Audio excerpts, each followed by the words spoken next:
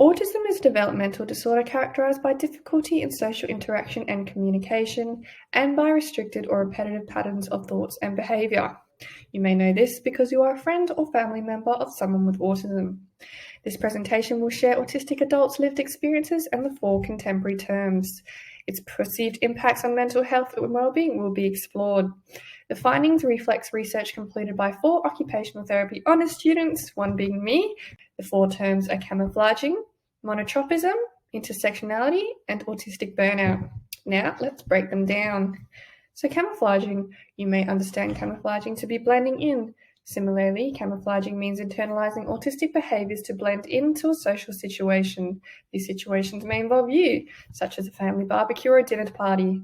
Like an actor memorizes a script for a play, an autistic adult may memorize a script for a party. They may imitate gestures or laugh at a joke simply because everyone else is. So monotropism.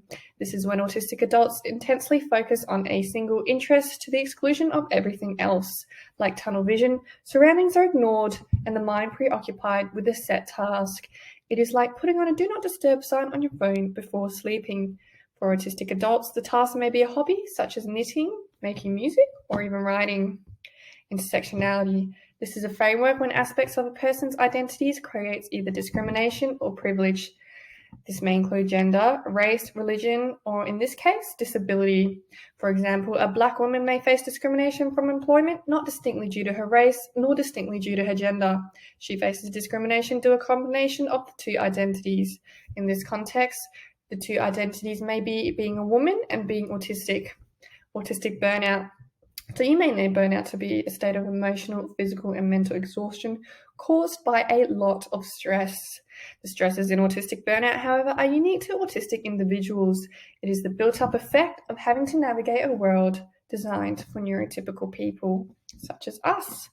So 77% of autistic adults have additional mental health diagnoses. These 4 contemporary terms have been widely used among the autistic community to describe their mental health experiences.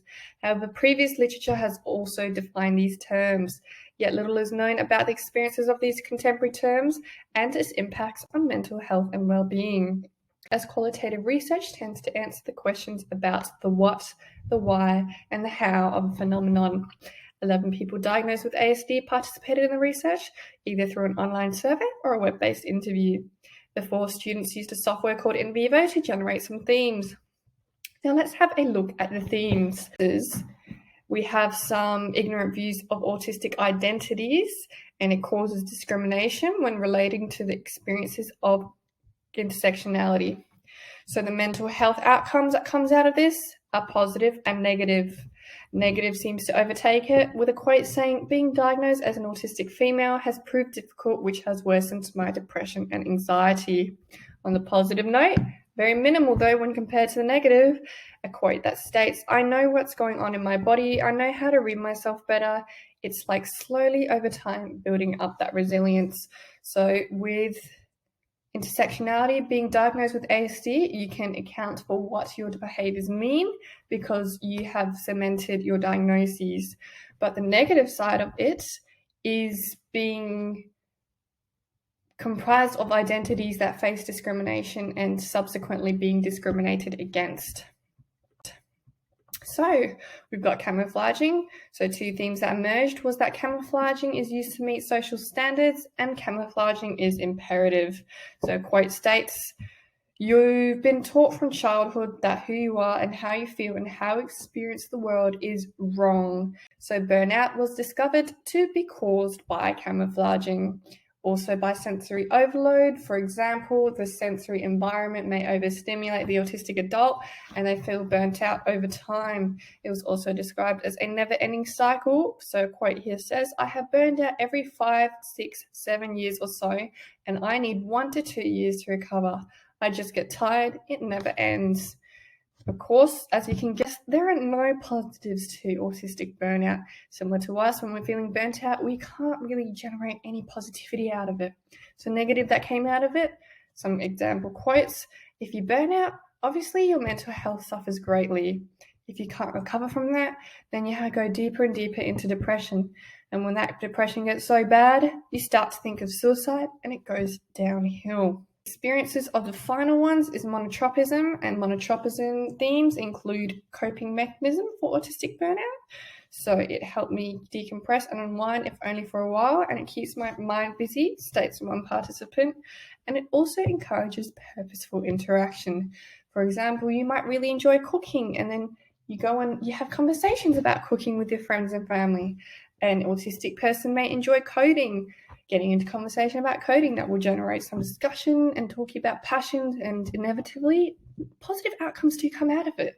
So a quote here was saying, I actually think being actively involved in your interest is actually really important to you and your mental health. However, on the negative spectrum, sometimes it can be anxiety provoking, not being able to relax until a problem has been fixed. So, for example, coding, we'll go back to coding. If they get stuck on one coding, then it's the fixation for the day. Now, what does this all mean? So this map here summarizes the impact of the 4 terms. As you can see, autistic burnout is largely detrimental to the mental health and well-being of your family or friend with autism.